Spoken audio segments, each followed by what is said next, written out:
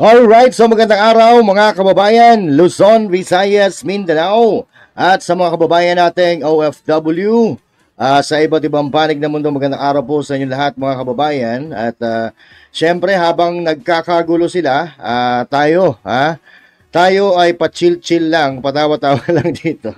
Kahit mahirap ang buhay, nagkakagulo ang gobyerno, nagkakagulo sa Kongreso at lahat-lahat na. Oo, magulong-magulo na po sa Pilipinas, lalo't lalo pa parating na naman ang 2025 midterm election, no? At habang sila ay nagkukumahog sa COMELEC, nagkukumahog na mag-print ng mga balota, yung mga kalaban ng mga kalaban na tuloy-tuloy pa rin sa paninira, tayo naman na mga nasa panig ng katotohanan ay patuloy pa rin na sumasangga at bumabangga doon sa mga kasinungalingan na ibinabato galing diyan sa kabilang kubol. Pero ganun pa man mga kababayan, tayo po ay dapat sa panahong ito, tayo ay alam na natin kung sino ang ating iboboto kasi the election is just around the corner, di ba? Para kung halimbawa man may magloko-loko doon sa mga kandidato na iboboto natin, makakahanap tayo ng iba, di ba?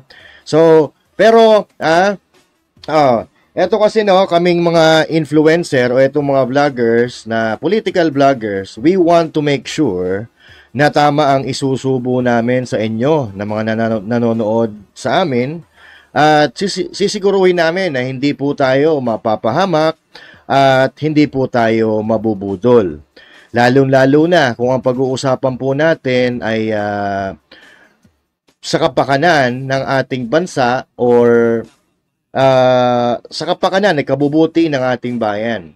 So ngayon, na nanalapit na naman ang eleksyon, we need to work hard in finding a good candidate that will help us to achieve a better Philippines or the Philippine future, no?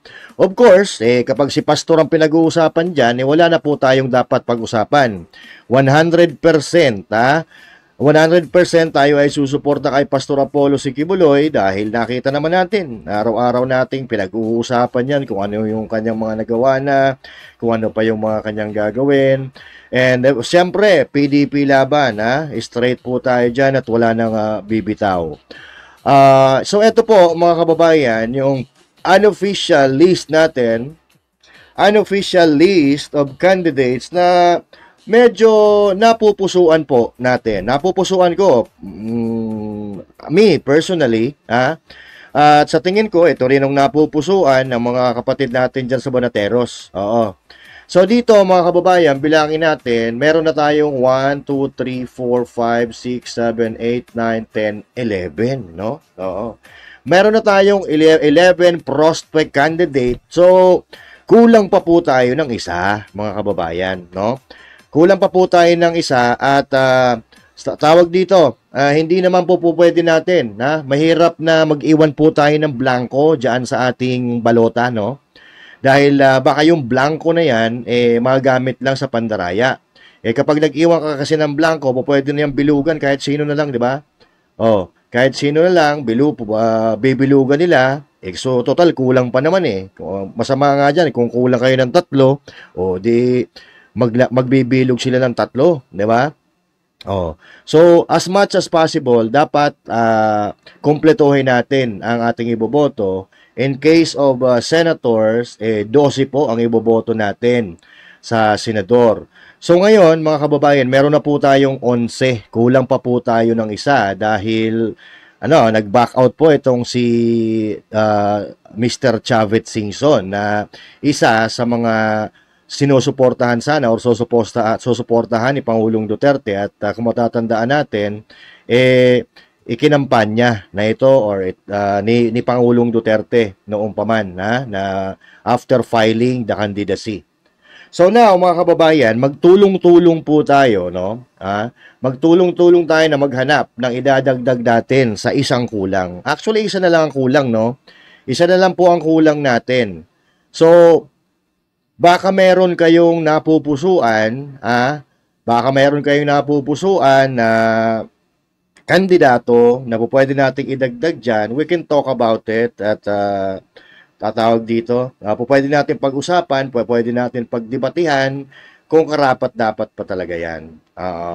So, ngayon, mga kababayan, sabi ko nga kanina, meron na po tayong 11. Ano? Meron na po tayong 11. Nandyan si... wait, basahin nga muna natin to. Sino ba yung nandyan nga? Nandyan si... dito ko babasahin sa cellphone kasi medyo malayo tayo dyan sa ano eh. Ito. Nasa na ba yung... Ano ko kanina? Ayun. Ito. So, nandyan po si... Anak ng to ko, bakit ganun?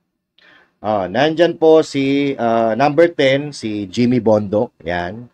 At number 22, si Senator Bato de la Rosa. Number 28, Senator Bongo. Number 30, si Hinlo, JB Hinlo. 34, si Raul Lambino. Number 38, si Marcoleta Rodante. Doc Richard Mata, number 42. At kasama po dyan si Doc Willie Ong sa napupusuan natin. Attorney Vic Rodriguez, kasama yan dyan. Philip Salvador, and of course, yung idol natin, yung idol natin na wala iba si Pastor Apollo Sikibuloy. Pero abangan po natin kasi mayroong naglabas uli ng TRO ang Supreme Court, baka maapektuhan na naman ang number ni Pastor Apollo Sikibuloy. So mas maganda, kabisaduhin nyo na yung mga pangalan, no?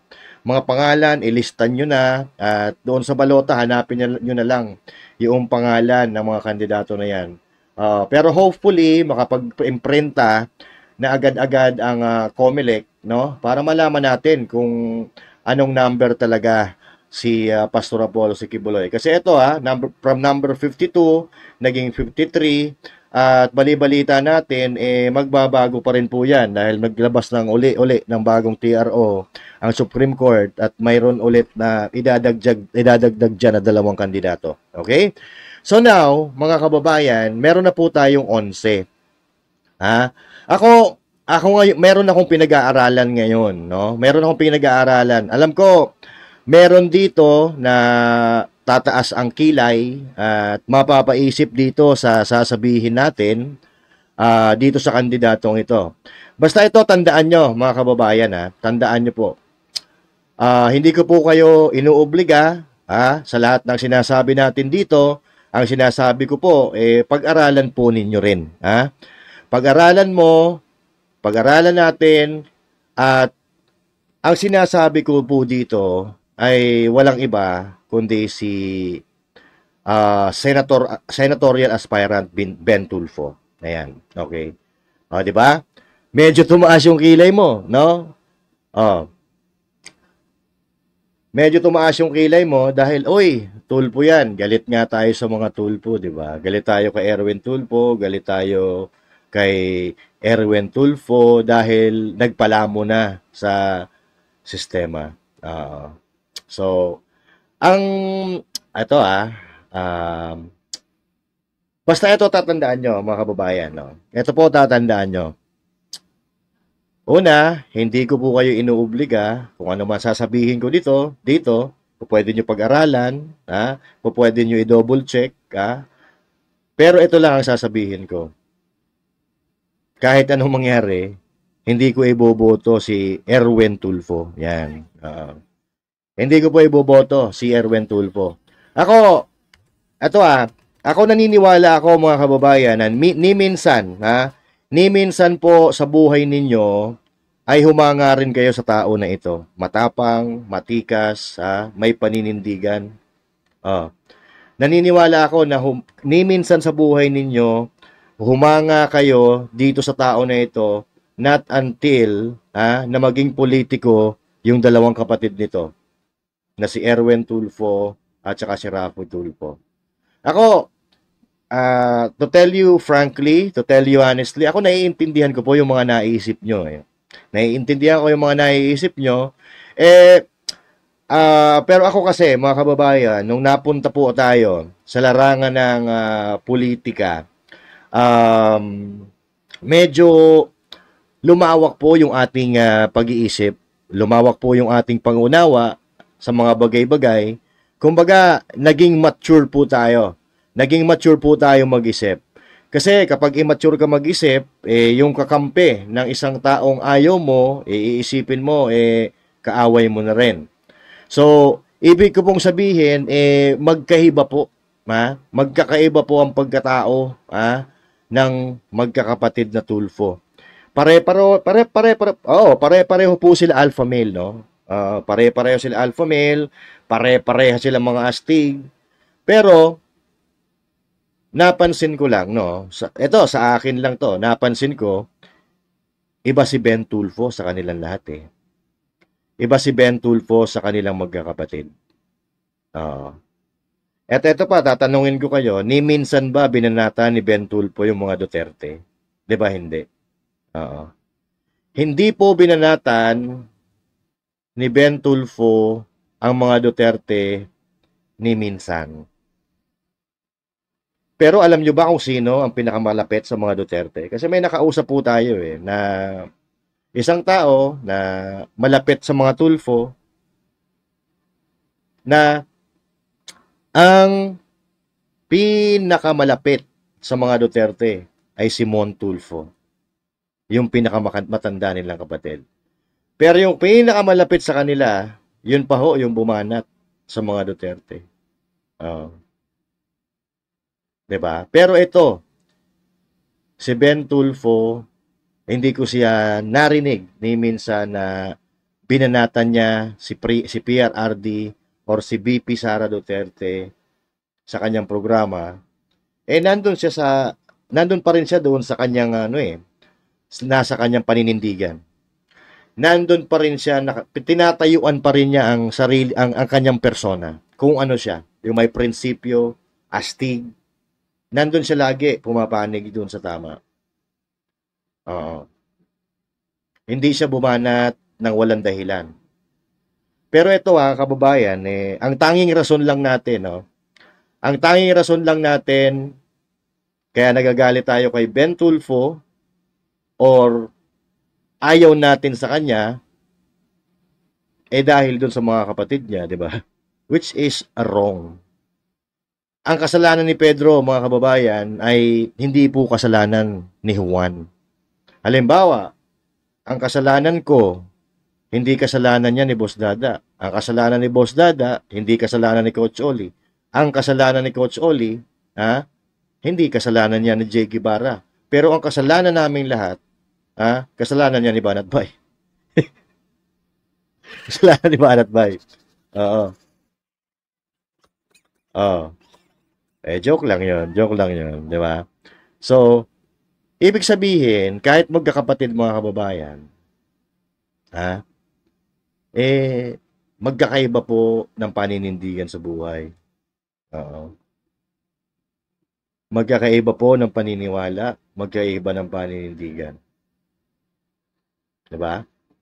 Kasi, ito isipin nyo, si Ben Tulfo wala namang ginagawa sa atin na sa ating sinusuportahan sa mga Duterte or kung sino man, hindi siya kumukontra, tahimik nga siya ngayon kasi ayaw niya makisawsaw. Para sa tingin ko, ayaw niya makisawsaw sa mga eksena na mas pinipili niya yung pinaninindigan niya na if you have nothing to say good, shut your mouth, 'di ba? Kung wala kang sasabihin hindi maganda, huwag ka na lang magsalita. Para sa tingin ko ganun ang ginagawa ni Ben Tulfo ngayon. Hindi siya epal napapansin lang natin. Hindi siya epal tuloy. Hindi siya epal na sumasawsaw sa mga issue ng ganito, issue ng ganyan. Hindi katulad ng iba diyan na tumatakbo na paepal ng paepal. So parang nararamdaman ko na iba talaga ito. Yung isang kapatid niya, panay pa-epal, diba? Number 1 na yun, Number 1 na sa survey yun, pero pa-epal pa ng pa-epal. Pero ito, si Ben Tulfo, although pumapasok siya sa survey, hindi siya umi-epal, hindi katulad ng kapatid niya. So once again, isipin nyo to, wala tayong ibang dahilan, kaya ayaw natin kay Ben Tulfo dahil, or nagagalit tayo kay Ben Tulfo dahil kapatid siya ni Raffy Tulfo at ni Erwin Tulfo. Di ba? Tama, mali.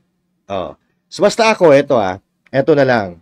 Basta ako, kung sakali man na, sakali iboboto ko si Ben Tulfo, paninindigan ko talaga yan. Kasi wala akong pakialam, ha? Wala akong pakialam kahit may magalit, oo, may maging mga violent reaction. Kasi ako bago ako bumoto sa isang tao, pinag-aaralan ko muna 'yan eh. Oo. Pinag-aaralan ko muna. At ako kapag nakapagdesisyon na gusto ko ang taon to, wala akong pakialam. Paglalaban ko to. Ilala, ilalaban ko to at paninindigan ko. Eh desisyon ko 'yan eh, 'di ba? Kung sakasakali. Kung sakasakali. Pero ito lang naman sa akin. Kung sakali naman, halimbawa, binoto ko si Ben Tulfo, no? Binoto ko si Ben Tulfo. At naging tulad siya ng mga kapatid niya. Aba, aaraw-arawin natin siyang mumurahin. Oo. Aaraw-arawin natin. Pasasakitin natin ang ulo ni Ben Tulfo, ha? Pagka gumaya siya sa mga kapatid niya. Ha? Pasasakitin natin ang ulo niya tulad ng pagpapasakit natin ng ulo ng mga kawatan sa gobyerno. I think that's fair enough. Kasi hindi naman natin po pwedeng ipangako ng paulit-ulit na iti-take down natin ang ating channel. Di ba? Hindi natin po pwedeng i-take down ang channel natin ng paulit-ulit. Kasi nangako tayo na i-delete natin ang ating channel kapag hindi ginawa ni Pastor Apollo Sikibuloy yung mga sinasabi niya. Ha? Kapag hindi ginawa ni Pastor Apollo Sikibuloy yung sinasabi niya na gagawin niya sa bansang Pilipinas, i-delete natin ang channel natin. Yun na pangako ko, mga kababayan. Oh. 'Di ba? Kapag hindi yan ginawa ni Pastor Apollo Sikibuloy. Now, let's go back to the Tulfos. Ulitin ko, kahit anong mangyari, hindi po ako boboto kay Erwin Tulfo. Itagaan nyo yan sa bato. Oo. Pero kasi tayo naging mature eh. Naging mature tayo na hindi pwede magkapatid yan. Hindi porket magkapatid yan, eh, pareho na yung kanilang panindigan. Pareho yung kanilang pag-uugali. Di ba? Hindi po pwedeng gano'n. Eh, sa pamilya nga, mayroong tinatawag nating black sheep, mayroong apple of the eye, di ba? So, mayroong mahiyain, lahat gano'n. Magkakaiba po, no? Kaya nga magkakaiba yung fingerprint natin dahil bawat isa sa atin, magkakaibang persona. Di ba? Oh. Pero alam ko na may magsasabi niyan na blood is thicker than water. Totoo naman yun. Di ba? Totoo naman yun na blood is thicker than water. Na pag nakarinig ka ng kasiraan ng kapatid mo, eh, of course, bilang isang kapatid, kadugo, masasaktan ka. Eh, dapat naman talaga ganun ang maramdaman mo eh. Bilang isang tao, bilang isang may takot sa Diyos, di ba? Kasi kadugo mo yan, pamilya mo yan eh. Paano ka magmamalasakit sa ibang tao kung sa kadugo mo ay wala kang malasakit? Kaya kahit papaano, kahit binabatikos ang kanyang kapatid, mga kapatid, hindi siya nagsasalita, napapansin niyo? Hindi siya nagsasalita. Pero ako, kahit hindi niya sabihin, alam ko na nasasaktan siya sa tuwing babatikusin ang mga kapatid niya. Pero hindi siya nagsasalita eh. Hindi siya nagsasalita dahil alam niya na may mali na nangyayari. Di ba? Oh, hindi niya pinagtatanggol yung mali. Kasi hodang kapatid pa niya yan, nagkaroon ng pagkakamali, kung meron man, hindi niya pinagtatanggol. At ganyan po, ang ugali dapat ng isang tao may prinsipyo. Hindi nagtotolerate ng mali kahit kadugo mo, basta nakita mong mali, hindi mo ito-tolerate. At yan po ang nakikita ko nakikita ko kay Ben Tulfo. Di ba si Ben Tulfo nagsalita na ito dati, nadadamay siya sa ginagawa ng mga kapatid niya. Nadadamay siya dahil sa kagagawan ng mga kapatid niya na hindi naman niya kasalanan. Di ba sinabi niya yon? Na-issue pa nga yun. Parang medyo iringan pa sila ng mga kapatid niya, di ba? Oh. Pero ito lang may kasabihan tayo dito sa mundo, no? May kasabihan tayo, di ba, na 1 is enough, 2 is too much, 3 is dangerous. Okay? Ano ibig kong sabihin, mga kababayan?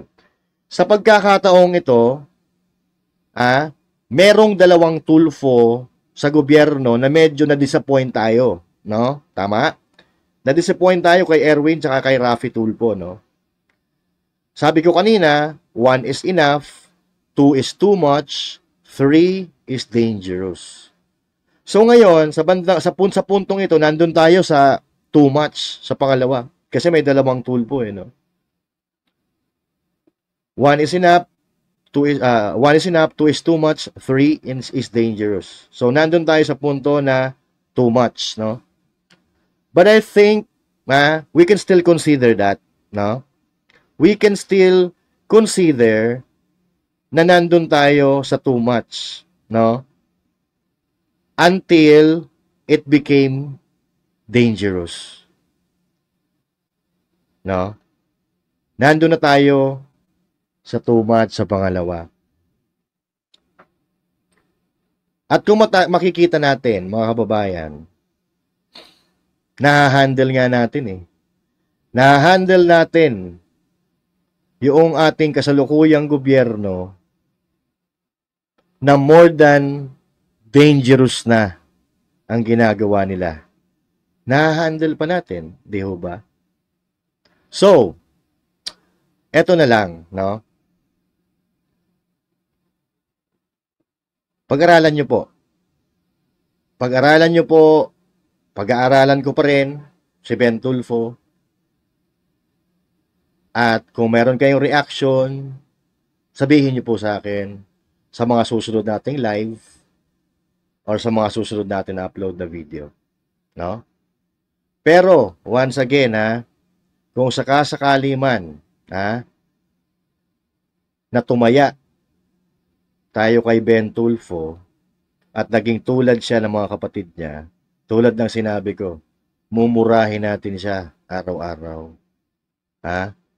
Pero ako naniniwala ako, mga kababayan, naniniwala pa rin ako na iba talaga itong si Ben Tulfo kaysa doon sa magkakapatid, kaysa doon sa mga kapatid niya. At sa tanang buhay ko, parang susubok ako sa isang Tulfo. Ito pa lang, si Ben Tulfo ang iboboto ko kung sakasakali. Sa mga Tulfo, hindi ako bumoto kay Erwin kasi party list yun, di ba? Hindi rin ako bumoto kay Raffy Tulfo. Kasi bumanat yan sa mga Duterte na alam mo naman na pinagtatanggol natin yung Duterte dahil sila nagmahal sa ating bayan nung sila ay mga nakaupo. Diba? Yun, mga kababayan. Kung sakasakali, ito lang, si Ben Tulfo ang iboboto ko sa mga Tulfo. Pero ako pag-aaralan ko pa rin. Ako kasi nakikita ko kahit tahimik ang isang tao at hindi nagsasalita, aaralin ko yung mga ginawa niya, no?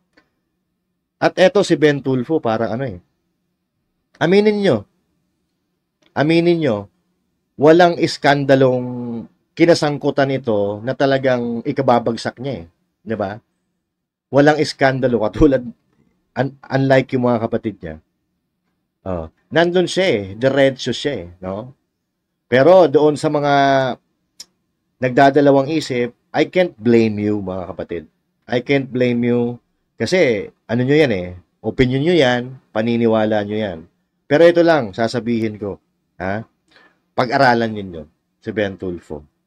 At ito talaga ito yung sinasabi natin na pag-aralan nyo yung mga video niya. Ibang-iba Pag-aralan nyo yung mga video niya, ibang-iba sa ginagawa ni Raffy Tulfo na alam mo na parang for content lang talaga. Iba si Ben Tulfo Ito talaga inilalaban niya Inilalaban niya yung maliliit na tao. No? So, hindi naman siya si Superman Hindi naman siya si Superman, pero nakikita ko yung mga behind the scene ng ginagawa nila. Talagang doon siya naka-focus doon sa naaapi. Hindi katulad doon sa kapatid na kunyari inaapi. Inaapi naman talaga yung pinagtatanggol ng isang kapatid niya, pero alam naman natin for the content. At yung isang kapatid niya na alam natin na napakatapang nung nakaraan, ngayon, medyo bumahag ata yung buntot. Pero, etong si Ben Tulfo, kung mapapansin nyo, independent candidate to no? Kung gugustuhin niya, pumapasok sa Malacanang or i-endorso ng Malacanang, pwede siya lumapit sa mga kapatid niya Kasi katsokara na yung mga kapatid niya na nasa Malacanang, di ba? Oh. Pero siya, naninindigan siya, mag-isa. Pinanindigan niya yung pagtakbo niya, lumalakad siya na mag-isa. So, yon, pag-aralan po natin, mga kababayan. Mag-research po tayo. Pero, kung meron kayong suggestion, ha? Kung meron kayong suggestion na pwede natin pag-aralan din, comment down below. Kasi sa ngayon meron akong mga nagugustuhan May nagugustuhan akong iba na mga senatorial candidates pero mukhang matalino. Oo, may talino, may galing. Pero alam niyo yon, yung kahit gaanong dikdik natin ay talagang walang pag-asang manalo. Kaya tataya tayo dun sa maayos na may pag-asang manalo. Alright? Pero once again, mga kababayan, kung meron kayo na maisasuggest sa atin, kasi kulang tayo ng isa Pero ito, patuloy ko pa rin pag-aaralan. Ha? Dapat nga makausap natin to si Sir Ben Tulfo, no? Oo, kasi mas maganda yung nakakausap natin ng personal, no? Ang isang tao bago tayo mag-decide, no? Kasi iba yung nakikita natin sa TV Iba rin yung nakikita natin sa personal. Mas mararamdaman mo yung kanyang originality, yung kanyang presensya pag personal. Pero sana, no? Sana makita natin ng personal si Sir Ben Tulfo, no? At sa pagkakataong yan, kung halimbawa makikita natin siya ng personal, no? Syempre, ibabahagi ko sa inyo. Ibabahagi ko sa inyo kung sakasakali man kung ano ang magiging desisyon natin, sa kanyang pagtakbo bilang senador. Pero ako, hindi naman mabigat ang puso ko kay Sir Ben Tulfo Hindi mabigat kasi unang-una, wala naman siyang ginawang masama sa bayan natin, no? Wala naman siyang ginawa sa mga sinusuportahan natin. Hindi naman niya nasasagasaan yung ipinaglalaban natin, bagkus katulong pa nga natin siya Ang kasalanan lang sa atin ni Ben Tulfo tuloy, ni Ben Tulfo ay kapatid siya ni Erwin Tulfo, ha? At ni Rafi Tulfo. Pero hindi na natin mababago 'yun, ha? Hindi na wala na tayong wala na tayong control doon Ang makokontrol na lang natin yung sarili natin. Ha? Yung sarili natin. Gusto ko ba 'to? Pag-aaralan ko. Ha? Aba, maayos pala 'to. O di boboto ko. Sarili niyo na lang, okay? Kasi doon sa fact na magkakapatid sila, kapatid niya si Erwin tsaka si Rapi Tulfo, wala na po tayong magagawa doon. Hindi po natin control 'yan.